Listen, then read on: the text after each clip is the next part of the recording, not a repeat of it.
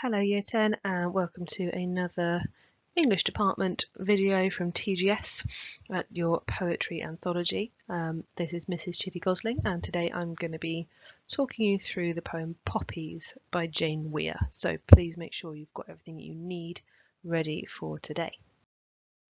So what that means is some highlighters, making sure you've got a pen ready to annotate, and actually a copy of the poem in front of you. So you should have the electronic copy of the anthology that you've been working through so far and be ready to turn to the correct page. So we'll be going through a very similar format to what you'll be used to by now, looking at first the title and then asking ourselves some key questions, going through structure and some key quotations for the poem for you. So you'll end up with a set of detailed revision notes and hopefully a really secure understanding of the poem. So, as I'm sure you're used to by now, our steps to success. Our first step is to take a look at the title of the poem. It's the place where we start. The reason we might do this is to give us a sense of what this poem is going to be about, to give us a sense of the tone of the poem overall, and it can be something that we refer to when we're writing about structure as part of your answer. So think about the image that's there in front of you now. What does that image symbolise to you? And why do you think Jane Weir might have chosen Poppies as a poem title? What might the reader be expecting from that?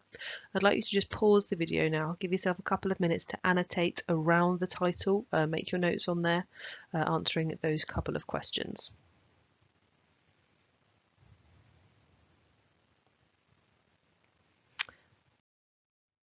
Okay. So thinking about what the image symbolises then, I imagine a lot of you will come up with very similar ideas. So first of all, war, particularly World War I. The whole purpose of the poppy is worn because of World War I, because of Flanders fields and the poppies that continue to grow there in abundance even to this day, where many men fought and were lost in World War I. So therefore it might make us also think about the soldiers, about the individual people who participated in particularly that war. But it is important to remember we still wear the poppy to commemorate those involved in other wars as well. It's not only World War I. It therefore might make us also think about death, those soldiers who were lost. Peace, perhaps. Maybe we consider the poppy to be a sign that this is something we won't allow to happen again, or that we want to make sure doesn't happen again. And of course, remembrance. We have Armistice Day, which many of us call Remembrance Day or Remembrance Sunday, where we have our minute silence and we think about those soldiers who have been lost during war. So all of those might be things that you've kind of annotated around with that particular one. So if we're then thinking about why we might choose Poppies as a poem title, well then clearly the reader is going to be expecting a poem about either war or a soldier, most likely. That's what I think we would be expecting, really. So we've read the title, we've thought about this connotation, so now I'd like you to read through the poem a couple of times. So the poem is here in front of you. If you, for any reason, haven't got your electronic copy of it, I would really suggest that you perhaps screen grab this and then you can use it and highlight over it and work on it. So once you've read it through, you have these questions. So who is our speaker? Who is perhaps being spoken to? Is the poem trying to make you do or feel anything particular? Where's it happening? When's it happening? Think about the tense particularly for that as well can be useful. Who has written the poem? What happens in the poem? Interesting words and phrases. Anything interesting about how it looks on the page, so thinking about structure, and anything it makes us feel as we read it. So you'll notice for the what sort of person has written this poem, you could do a little research here. So you might want to look up Jane Weir and kind of her involvement in the world of kind of poetry and why she wrote this poem. But there will be some context notes for you later on as well. Okay, so what I'd like to do please is go away, read the poem, pause this video, answer those questions just in bullet point form or in the form of annotations on the poem itself, and then come back ready to talk through them.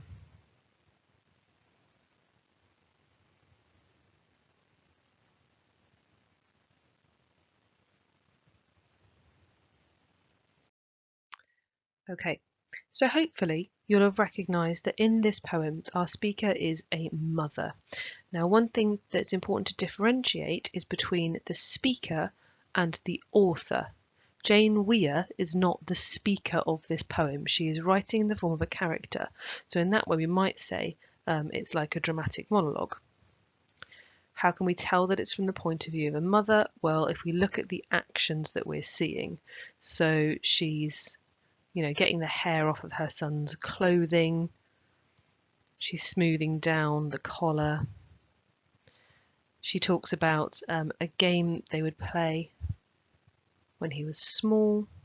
She wants to run her fingers through his hair. All those things suggest that this is a mother talking to a son. So that then gives us the idea of, okay, who is this poem speaking to? In this case, it's not to the reader. We are not the audience of this particular poem. Our subject is the son. It's this you that we have. You left. I pinned one onto your lapel. So she's speaking directly to the son that is no longer there. So that's our who is speaking and who are they speaking to. If we're thinking about the kind of key message of the poem, you might have taken many different things from this. So we might be thinking about the experiences of a mother who's left behind when her son goes off to war. You might be thinking about how that raises questions about the impact of war on those who are left behind. You might even be questioning, has the son actually gone to war? Has he actually died because of that?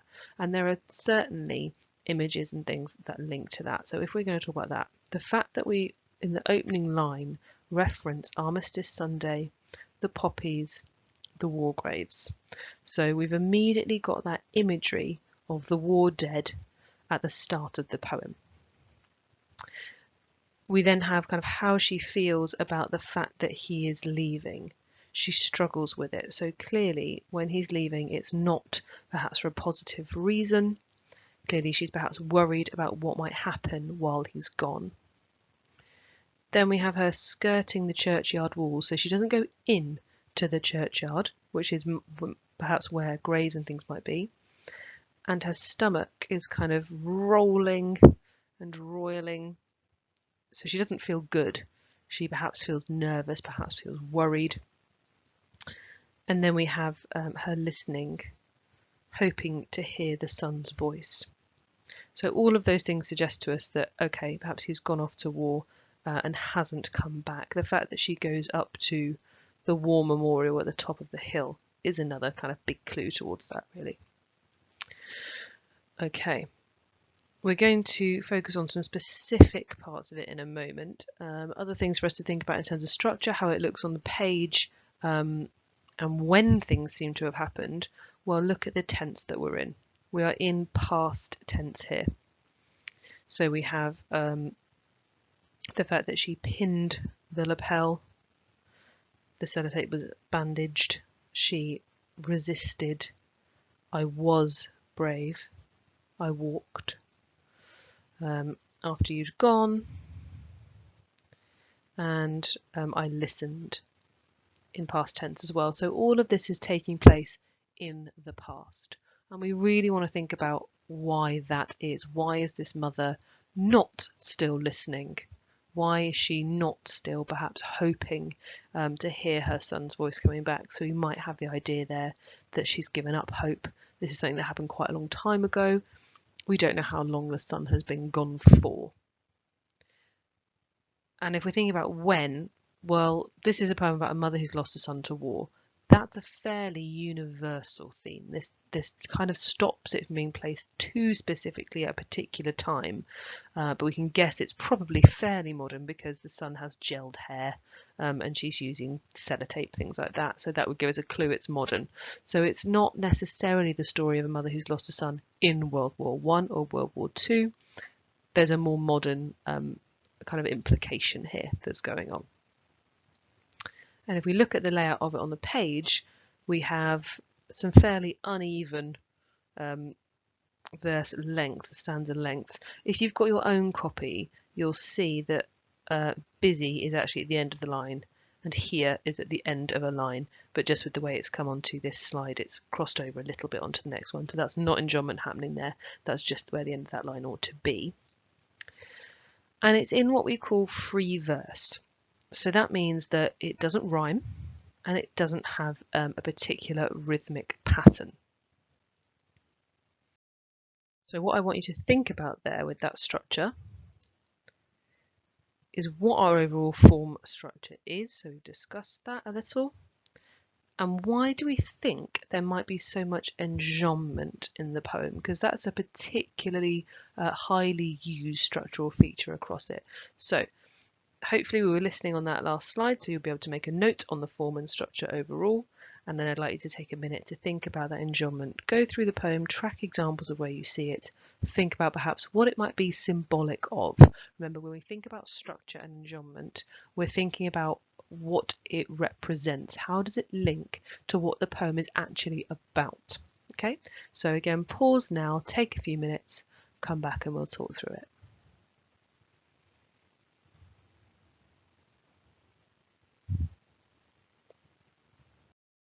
Okay, so hopefully you've been through and you've spotted all these examples of enjambment that we have. So remember, enjambment is not only just, oh, there's no punctuation. It's actually where our sentence continues on to the next line.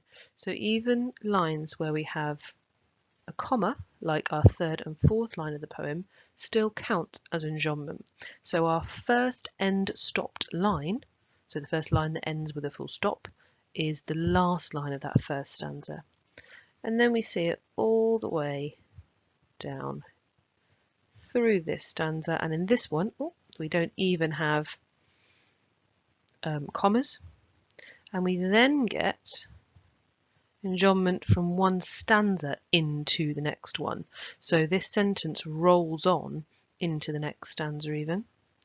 And we continue with our lack of any punctuation for a while. We finally hit a full stop at intoxicated. And we have a couple more here. As you can see, hopefully it just keeps going. We have all these examples of enjambment going on. It's perhaps interesting to see where we do see the end stopped lines. So we have a full stop at the end of the first stanza. We have none kind of at the ends of lines in the second stanza. I'm going to ignore the caesura that we get for now, where we have examples of full stops in the middle of stanza of lines, because I think for this poem in particular, it's more effective to focus at where it's not or where it's at the end. Gone away intoxicated. There's another one. Released a songbird from its cage. And without the gloves. We then have the wishbone at the end and our very final sentence. So it's interesting to see perhaps that we start to get more full stops happening after the son has left and now that she is thinking about him and what might have happened to him. It's through the stanza here that's all about kind of his childhood, those childhood memories, where we don't get so much of it. Possibly representing the idea that this is something that's enduring, something that went on for quite a long time, whereas actually maybe with the full stops here we're thinking about how his life has ended, maybe in the way that those sentences seem to end quite abruptly in some places. With the enjambment then, what that makes it is kind of a lack of rhythm. It even further supports the lack of rhythm that we're already seeing, along with some of the caesura that we get in there as well. So if we've got this combination of free verse and lots of enjambment, we've got an almost chaotic effect going on, one that is echoed in the structure of the stanzas themselves, the fact that they are not of even lengths. That's something else that suggests perhaps a chaotic approach. They seem to be broken up, not even entirely by topic, because we have one stanza that goes straight into the other with a run-on sentence. So what we're getting here then, perhaps, if we're thinking about how structure mirrors meaning, is how the mother's life has been thrown into chaos, this kind of chaotic feeling that has been created in this vacuum where her son used to be. The fact that that is the impact of war for her when her son has not come back.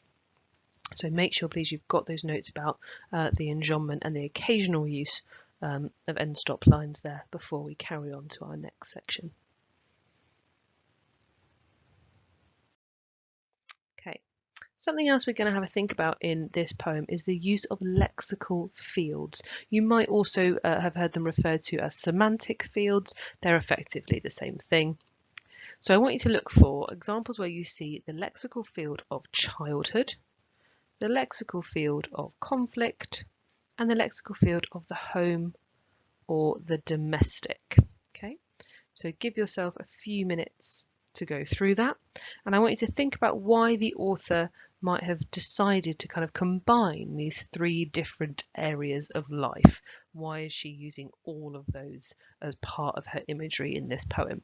Okay, so again, give yourself 5 minutes or so to go through to find those examples, have a think about that question, and then come back. So if you pause the video now.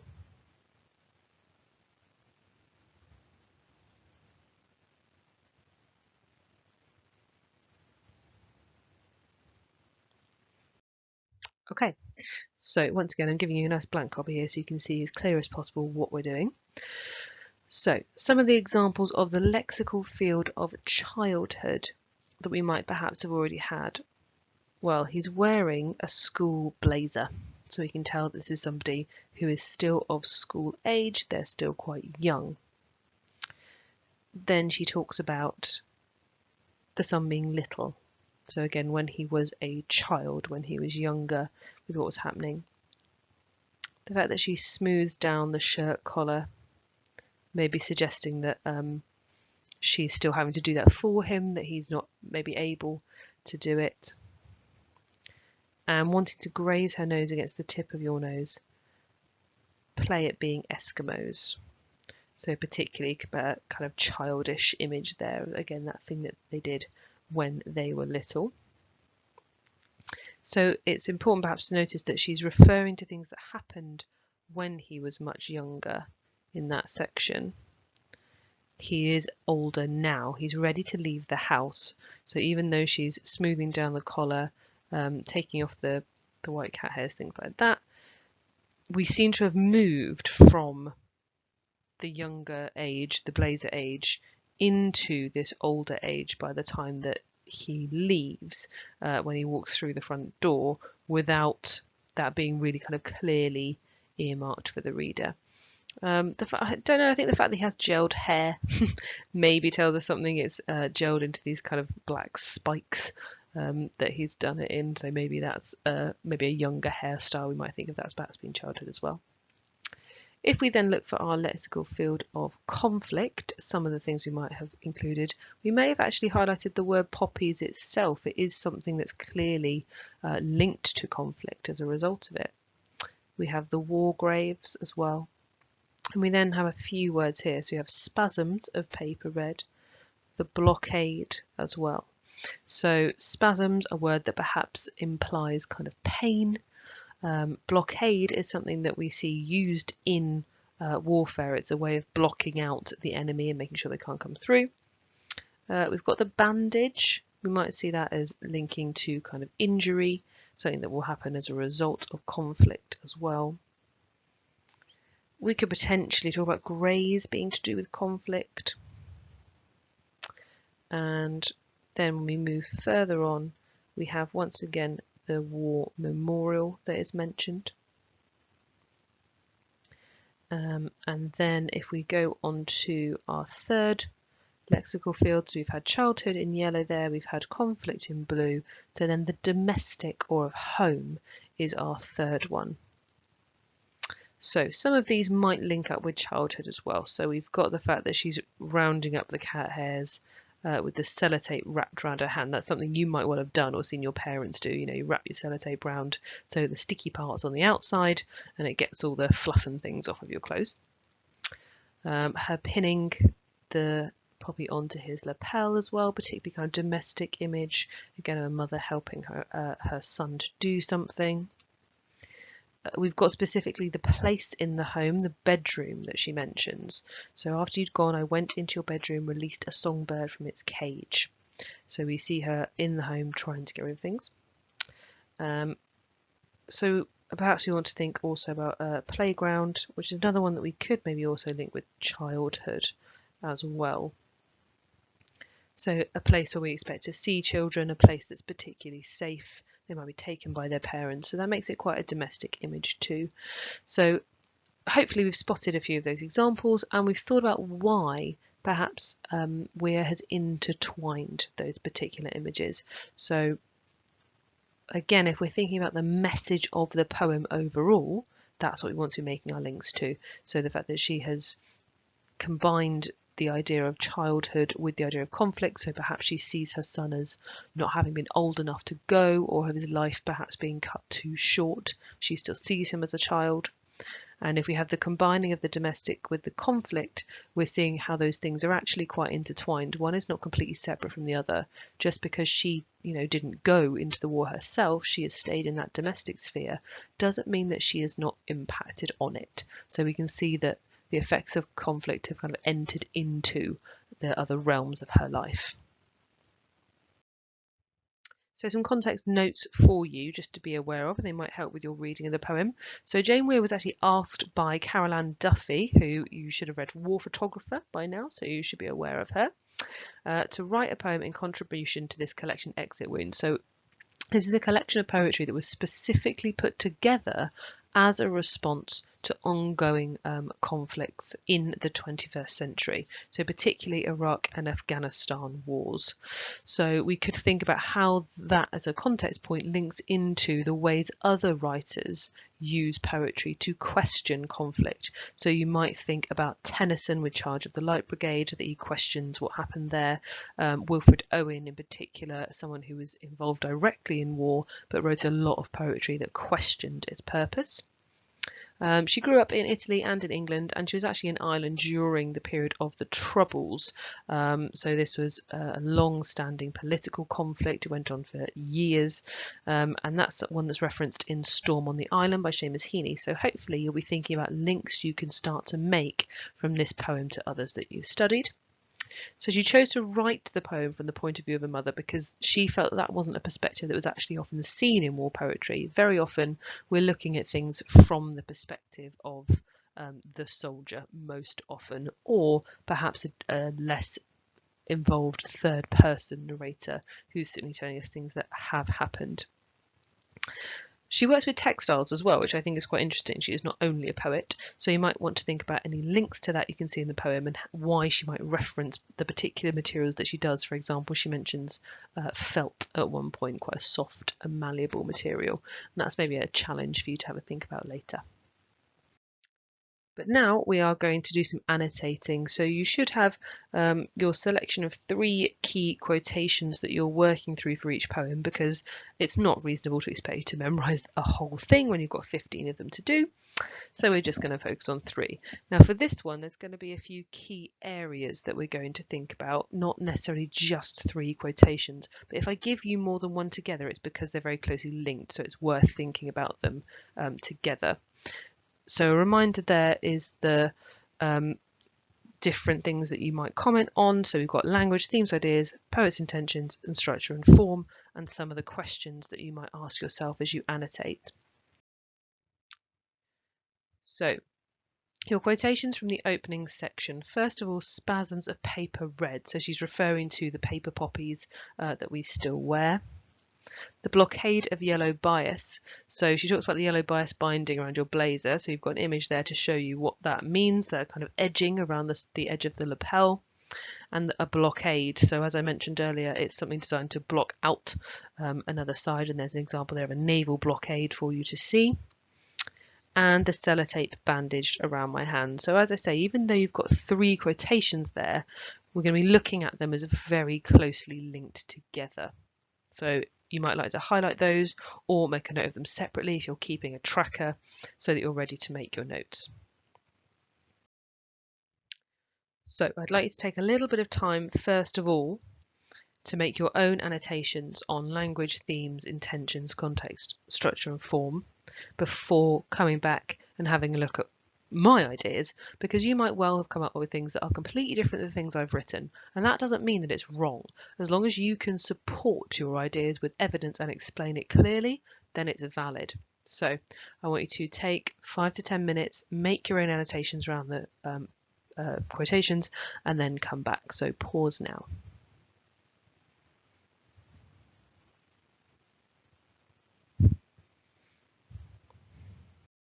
Okay, so one thing we might have picked out from our language is our lexical field. Now, you've got notes here that I've put on the slides for you, so I'm not going to talk through these in loads of detail and take more time, because you've already been listening to me for plenty of time as it is, and you can read. So I'm just going to very briefly touch on each of them as we move through.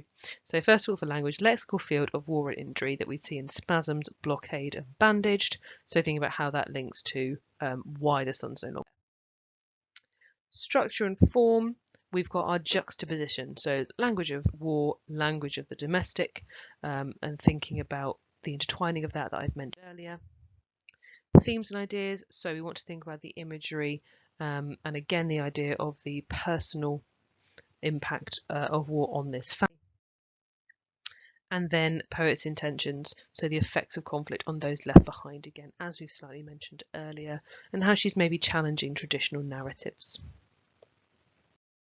Okay, your next set of key quotations there then, the volta, or the middle basically.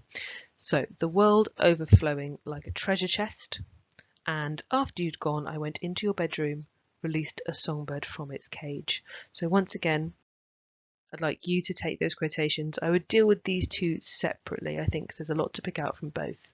So starting with world overflowing like a treasure chest, then the second one, making your own annotations again now for 5-10 minutes before you come back and see what I've put on here for you. So again, pause the video now please and work on that.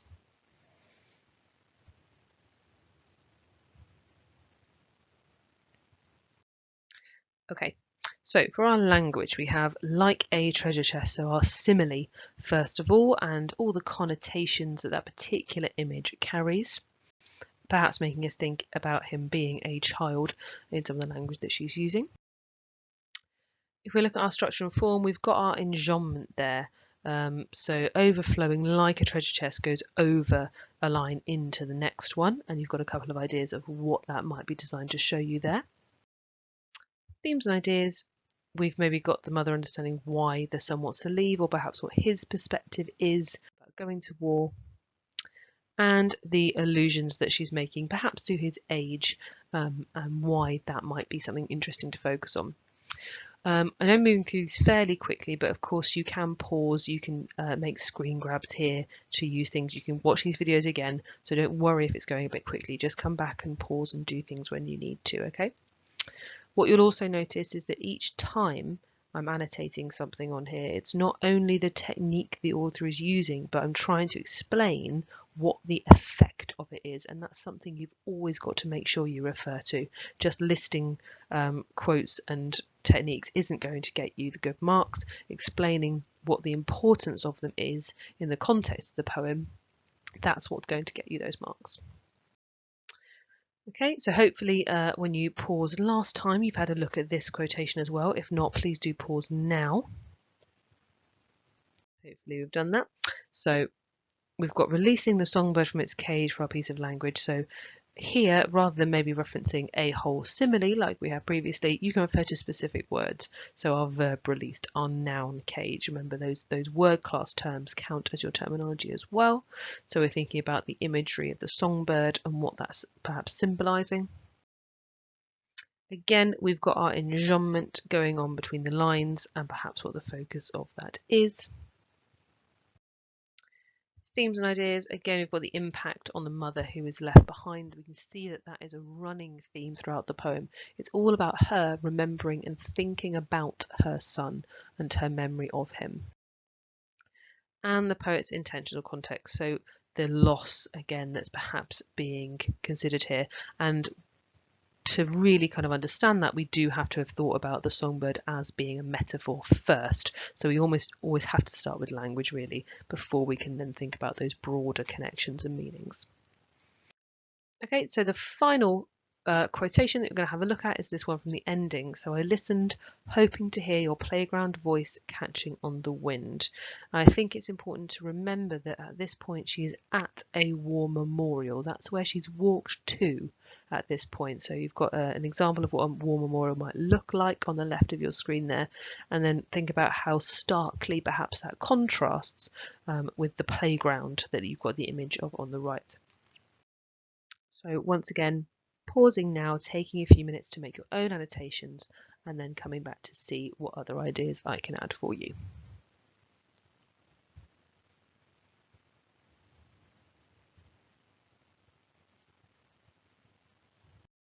Okay, so first of all, our language. So I've picked out particularly the words listened and hoping and the playground voice, because the listened and hoping is obviously showing us how the speaker is feeling, how the mother is feeling. The playground voice makes that link back to him being a child and that being the way in which she thinks of him.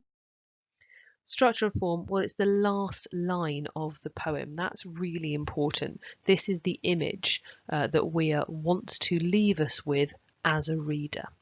We might try to think about what she's trying to make us feel and think by doing that. For themes and ideas, once again, we've got the impact of conflict on the mother, and there's quite a few questions actually that are still perhaps raised.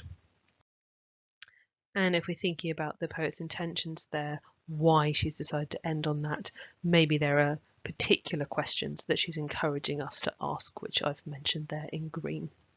Okay, so you've now got really full, hopefully, annotations for those three key sections of the poem, and those are the quotes that you ought to be aiming to remember.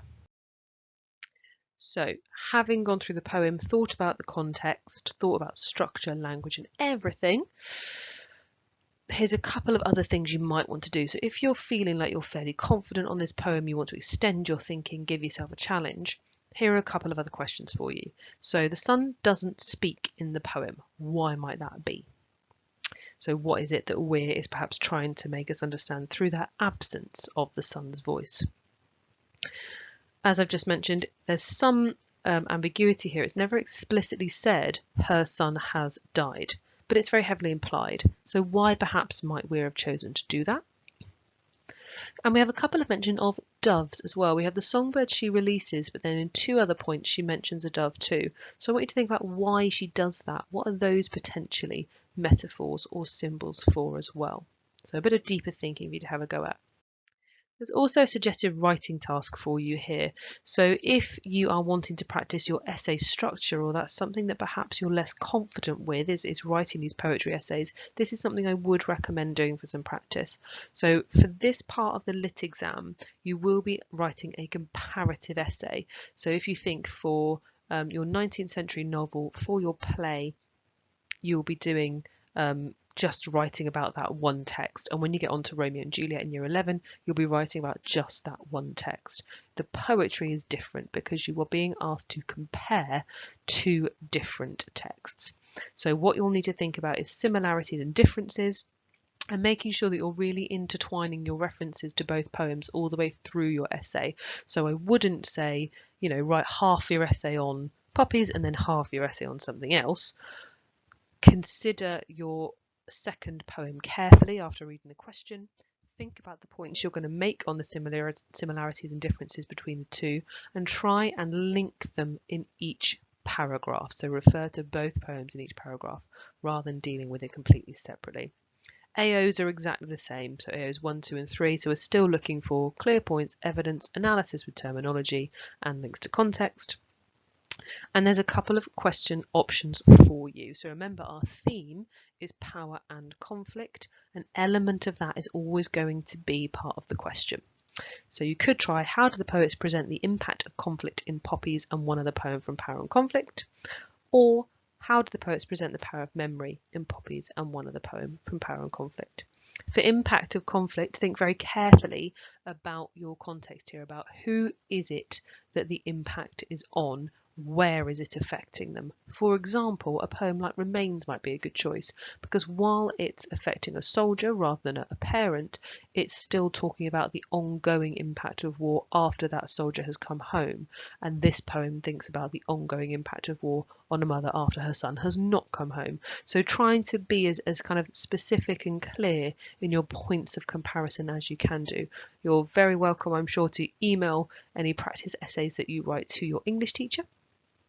And if you are struggling at all, please do make use of further videos and resources to help you. I suspect that on the side of this on YouTube, you will have lots of links to Mr. Bruff's videos, and he will almost certainly have done one on poppies. So if you're still feeling like after this, I still don't get this poem, I'm not sure, please do use other videos and resources that are out there. CGP also have a revision book that covers all of the power and conflict poetry from AQA that you can get on Amazon if you haven't already, if you're still struggling or would just like some extra activities to help you work on it. Okay, so I'm really hoping that you've now got a lovely full page of annotations, you understand what this poem is about, and you are ready to think about how it connects to our wider themes and to the other poems in the collection. Thanks, Year 10.